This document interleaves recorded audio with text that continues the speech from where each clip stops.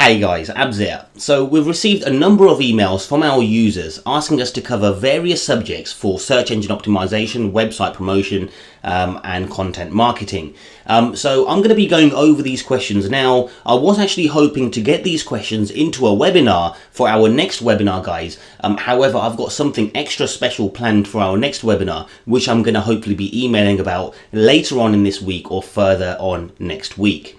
Okay, so I'm going to get stuck in straight with these questions, guys, but just to let you know, we're going to be covering things such as social media promotion, we're going to be covering things such as link diversity, we're going to be looking at Google authorship, we're going to be looking at many other areas that some of our users haven't been able to grasp the logic behind it and why we use such methods of promotion to actually promote our websites. So I'm going to be getting stuck into these straight away, guys. Again, I'm going to try my best to make this video as short as possible, but I do promise to hold that it's going to hold some real cool insights in it for you as well. Okay, so let's get stuck straight into it, guys. So what I've done is I've actually taken some questions, I've broken them down into little bite-sized areas just to help me better explain and better relay the answers back to you in small sections, which makes it much easier to understand. Okay, so let's get straight into it. So here is the question. So a site that does not reveal the identity of their owner, so no real person shows up. So how is such a site properly promoted in the social media and social bookmarking sites? So what this question is saying is that a website, for instance, it doesn't have their proper identity on that website. There's no proper avatar on there, there's no proper image of the user on there as well. So how is such a site properly promoted in social media and social bookmarking sites? Just to understand this a little better, I'm going to be reading this as well. So nothing or very little is usually being revealed about the webmaster, author or blogger. So how can he or she create a relationship with an audience if one's avatar is not there, for instance? Okay, so this is, for example, you got a website, it doesn't have an image of the author, yet how can it be promoted on social media sites and bookmarking sites? And how can somebody on this website actually build a relationship with their audience if they're not there revealing themselves on that website? So what I'm going to do is I'm going to show you live examples instead of me telling you and explaining to you exactly how something like this would work. We'll have a look at some live examples and see exactly how they are working for these companies. Okay, so as you can see, I'm on Google. I've already done some searches. I've done a search here, diet recipes, Facebook. Now you might be thinking, well, hang on, why are we doing Facebook when we actually want to look at websites and how the websites are promoting? So what we're going to do is we're going to do a little bit of, we're going to have a look at this in a reverse manner. Just follow me and you'll see exactly what I mean. Okay, so let's go on to the first one. So as you can see here, guys, 17,736 likes. Have a look at this image here. But before we have a look at that image, let's have a look at the URL, sharing diet recipes. And if we have a look in the description, guys, we can see that they've got the website there as well. So let's go over to that website and we'll find out exactly what they're doing. So this is the actual website, guys. And now the question is how can this website that doesn't have a proper author, so author image, so that's there, it doesn't have a proper author image or whatever, how can it actually promote on social media sites, and how can they build a following and build a relationship with their audience? Okay, so coming over to this site, guys, it might not be the best of examples, and the reason behind it is because it's a website URL, it's a private domain, but it's actually hosted on Tumblr. It's using a subdomain on Tumblr, which is fantastic, guys. Just goes to show exactly how much you can leverage social media sites by putting your own website URL on there as well. I mean, Blogger is one of them that allows you to do this. Tumblr allows you to do this as well. It's very easy and quick to gain page rank this way as well, but maybe this is something we can save for another video or another tutorial further down the line. But okay, coming on to this website, guys. So how can this website, or how is this website promoting on social media? Firstly, standard, we can see here it's on Tumblr as it stands. Secondly, guys, if we have a look, we actually came over to its Facebook page and have a look on Facebook. It's clear to see how these guys are promoting on here, guys. They're doing well. They've got 13,736 users liking it. Now, again, when it comes to social media, guys, now Facebook is the one account, but when you see 13,736 likes, that means there's 13,736 unique Facebook users, so unique users that have actually gone ahead and liked it. Now, whether they've been manipulated, whether they haven't been manipulated, guys, but you know, as far as we can see, Facebook is allowing them likes on, and this is how this website, or this is how authoritative this actually looks. Okay, so let's take a look. This doesn't have its avatar on there, guys. It's using an image of salad and whatever as the avatar. On the website, it's using I think it was tomatoes. Okay, it's holding a nice juicy red apple there, which is fantastic. So as you can see, it's not using its own image, guys, but let's continue to have a look at the other ones as well. So the second one down here, guys, is also about diet recipes, again not using its own avatar. And if we actually click on the URL that it's the actual website, guys, as you can see on here, this actually has its logo, and that's what it's using here as well. So it's actually using the logo of the website. So again, guys, I think the rule of thumb here might be is if you're promoting a person, use the person's image. If you're promoting a brand, or if you're promoting a website, then yeah, you know what, you can use the logo. No one else is having any issues using the logo. But I'm going to be talking a little bit further in a moment and showing you some differences as well. So please do bear with me. Okay, so let's take a look. So we've got this here, today's health life info. You can see it's fairly popular, 6,700 plus likes. It's got a nice PR on the Facebook page as well. But if you go over to the website, there's nothing that really attracts me here, nothing above the fold. However, if you go down, what you can see is these guys are offering a blueprint or whatever for the 3 key nutrients, and to get this you enter your name and you enter your email, and then you get instant access. And what this allows the webmaster to do is to get hold of your email address and then to send you out emails by means of an autoresponder and really build that relationship. And if they're giving away something that you're after here, so 3 key nutrients, and they're doing a good job, then they've built a real cool relationship from the get-go. Okay, let's go back over to the Facebook page. From the Facebook page, you can monetize on Facebook, you can capture emails on Facebook or whatnot, and you do this by the means of tabs. And from this, you can see that they've got a free guide here, and this free guide is within Facebook itself. Just click the like button, and when you click the like button, they're going to give you the 3 key nutrients again, guys, for optimal health. And what you might notice is that these guys are using some sort of plugin or something like FanBoom, whereby they're able to collect the actual email address as well when somebody clicks the like. And then we've got this one here as well, guys, which you can see all 3 of them, the top 3 of them, were not using their own avatar. Okay, so let's get on to the next question, guys. Okay, so over here it says, how acceptable is a presence in social media when instead of a photo of a real person, people are faced with a logo or an image of some sort? Well, as you can see from here, guys, it's very acceptable. People are using it all the time. This is social media. Facebook is one of the most popular social media platforms.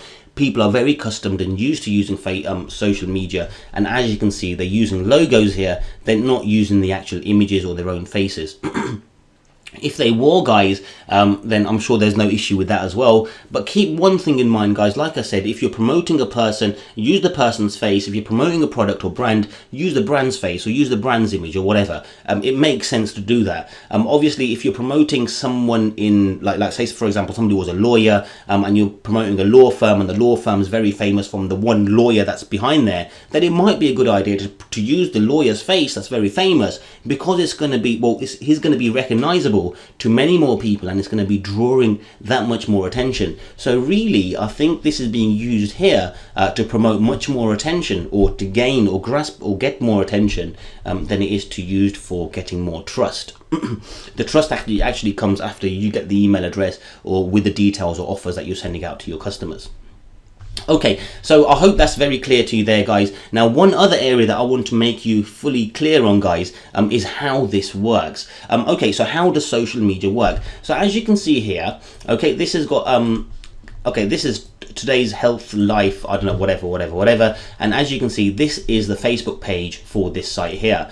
Now what's happening here, guys, is this website has got its own page for Facebook, and it's created its own page for Facebook, which is fantastic. But now they need to promote this page, and now they need to get engagement. So all these 6,746 likes, guys, they're actual real users behind Facebook that are actually coming over and liking this page as well. So what happens is, And the same is true when you're getting retweets and any other social signals like Pinterest repins and whatnot.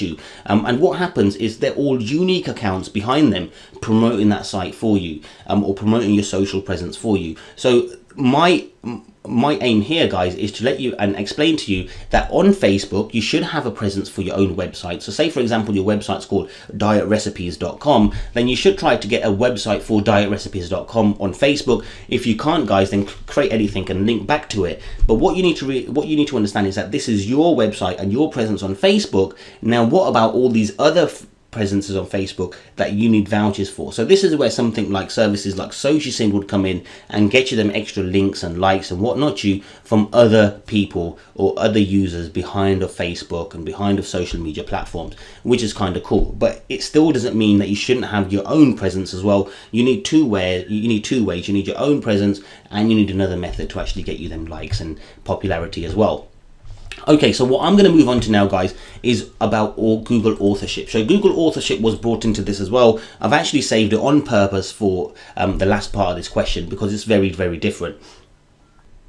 Okay, so very briefly on Google authorship, guys, as we all know, Google Plus came out in about 2011.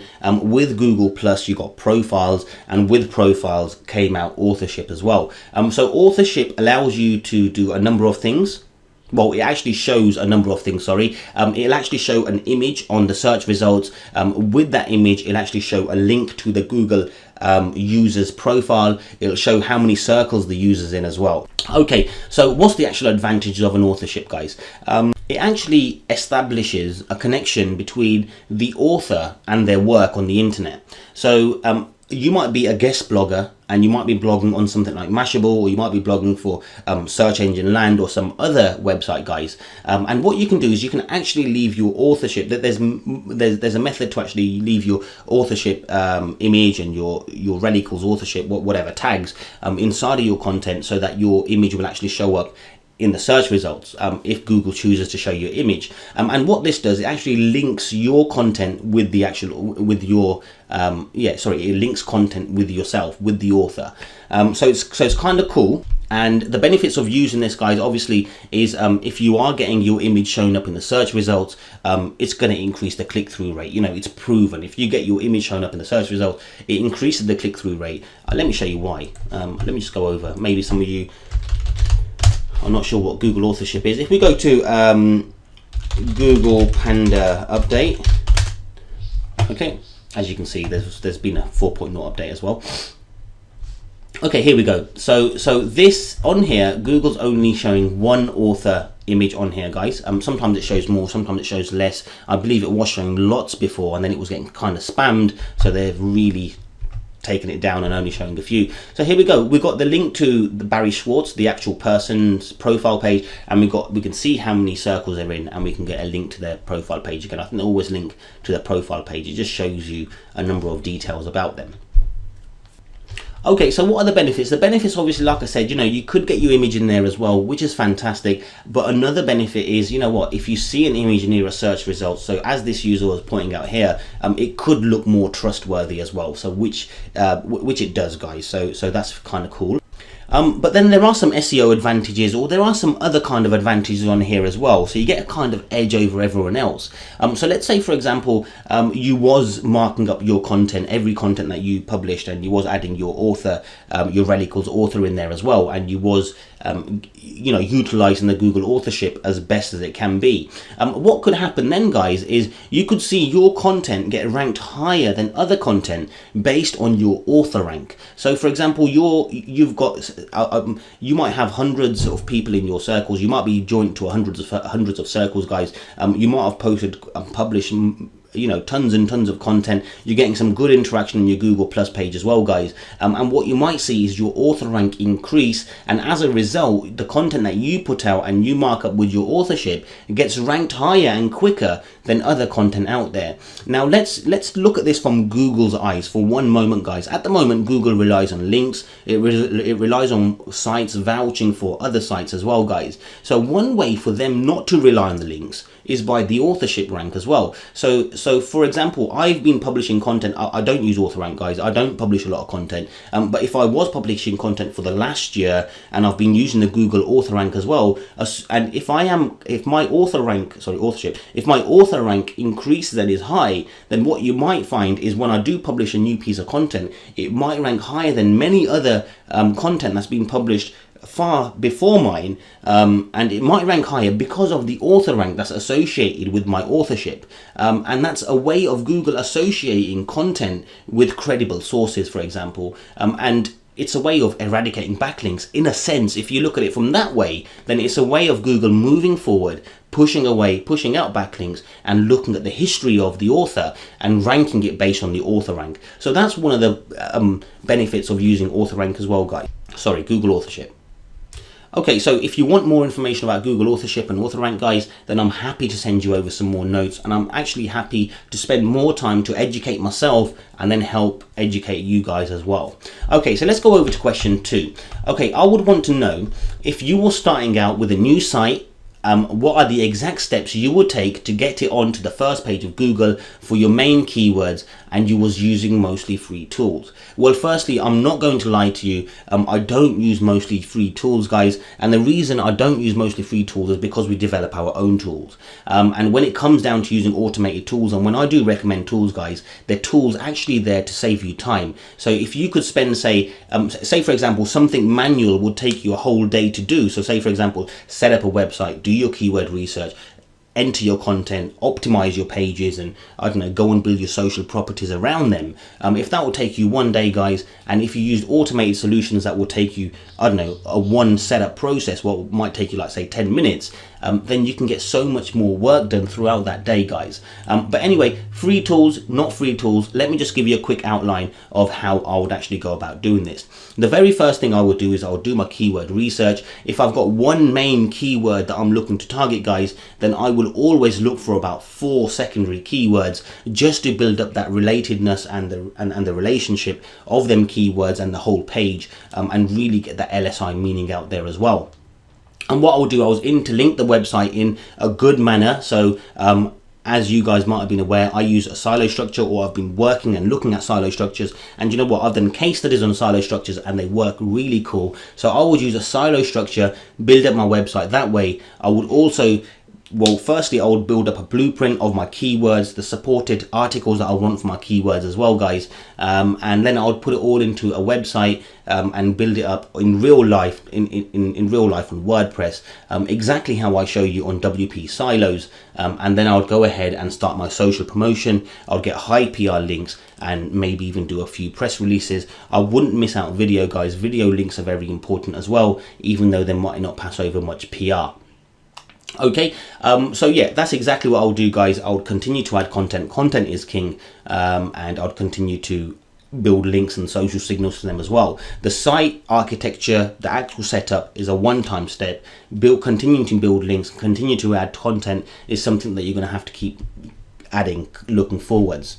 Okay, so here's the next question. Hello Abbas, how can Google determine whether you have quality content?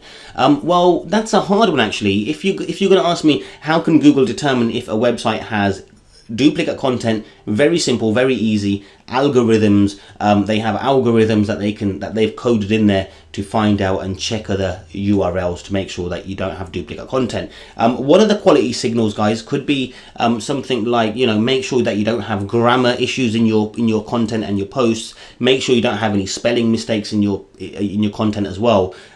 But one area that I would like to come back to, guys, if you come back to the webinar that we went over, our very first webinar, we spoke about one area, and that was traffic behavior and pattern signals. So what I mean by this, guys, is let's say, for example, somebody goes over to a website and they stay on that website for 10 seconds and they click the back button. Then that's telling Google, or that's showing Google, well, you know what, the website's not fulfilling the user's needs. The content is kind of crap, it's kind of spammy, and it's really not covering what the user's after. Whereas if a website had users go into it and the user stayed on the website for a few minutes, they clicked internal pages, then it's telling Google, well, you know what, the website's fulfilling the user's needs and the user's actually continuing to search within that website as well. So the patterns and the signals that Google will get as well, guys. So if you got a low bounce rate on your content, then Google will more or less assume that it is quality content, as long as obviously you haven't got any grammar issues or any spelling issues as well.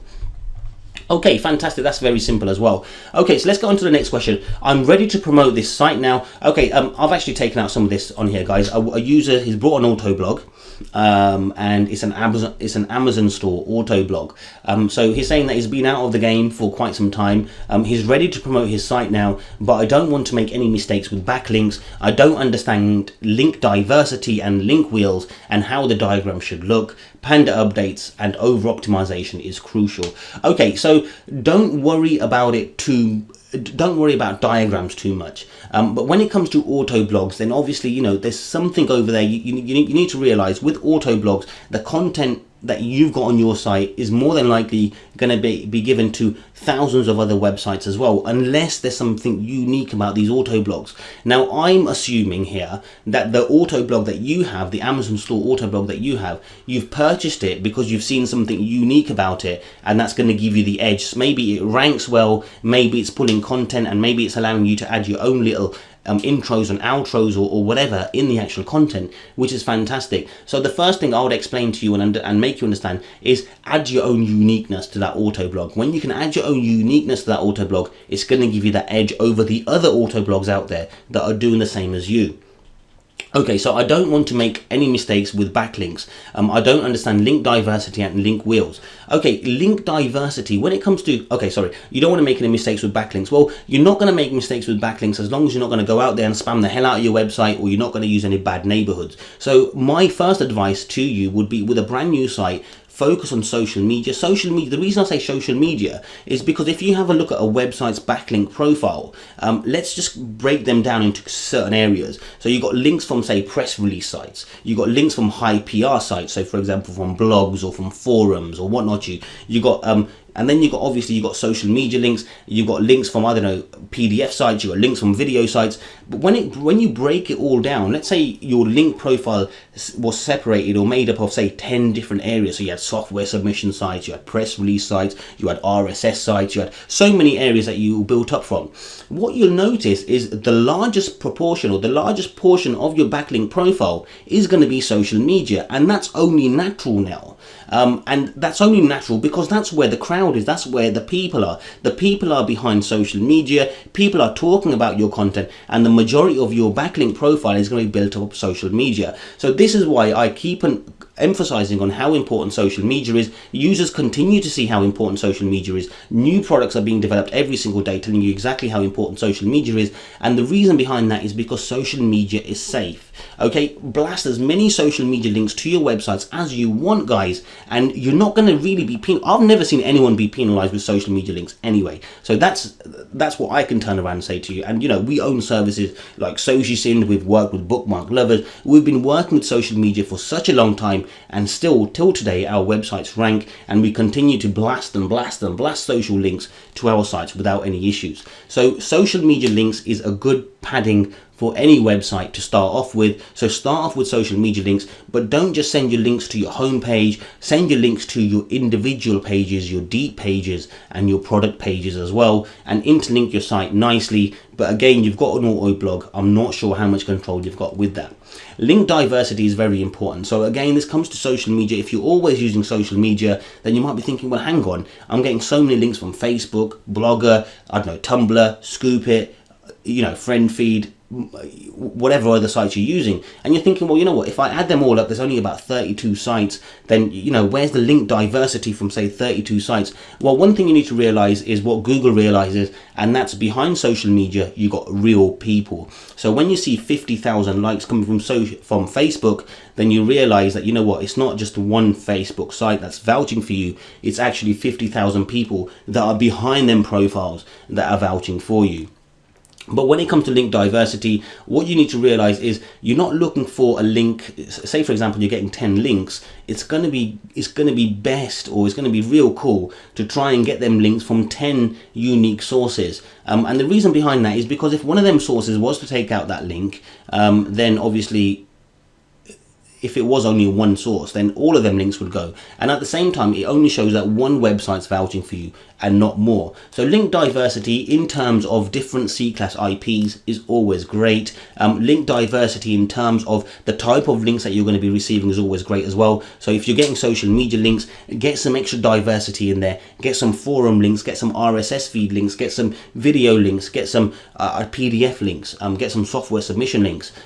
So diversity in that sense is also very good as well. With link wheels, I don't even touch them. I don't use link wheels. I've used link wheels in the past, years and years ago, when the spamming days were when it was all about spamming. I can't turn around and say to you now, you know what, in 2014, being on a search engine is all about spamming, because it isn't. You need to be clever. Spam if you want to spam, but be clever about it. In the past, you didn't have to even be clever about it. You know, you could use your main keyword around your whole website. You could make your text invisible. You could go out there, spam the hell out of your site with X rumor and find your website on the first page of Google. That isn't the way it works now, guys. Link wheels, obviously, you know, you got link wheels, you got 3D link wheels, you got so many link pyramids and whatnot. They're always good. And I think the main area to look at it by is have a look at it as stacking authority, as opposed to a link pyramid or link wheel or whatever. Have a look at it as stacking authority. So let's say, for example, you've got a blogger site here, a Tumblr site here, a Scoop It site here, and then you've got a blogger, Tumblr, Scoop It again, blogger, Tumblr, Scoop It. Link them all together if you want, you know, having them push up the authority, and then have the final site be your website, so you're getting it pushed over to your website. This is something we can cover later on, guys. Authority, you know, stacking on authority, guys, or domain authority or whatnot, is very, very important, and it's a technique that's used by hundreds and thousands of marketers. And if you're not using it, then maybe we can cover this in our next video as well. Okay, Panda updates. Yes, Panda's just been updated, guys. Oops. Okay, it's saying it's crucial. Okay, crucial Panda. Well, make sure you got some unique content on your site. Very, very important as well. So anyway, guys, this is the end of the video. I've got many more questions as well. I've got many more areas that I would like to cover with you as well. I'm sorry if this video turned out a little bit longer than I wanted, and than what you wanted as well. But I wanted to cover it now as opposed to on the webinar, because I've got something extra special for the webinar. So anyway, guys, I really hope you found this educating and you enjoyed watching it as well. So thank you very much for your time.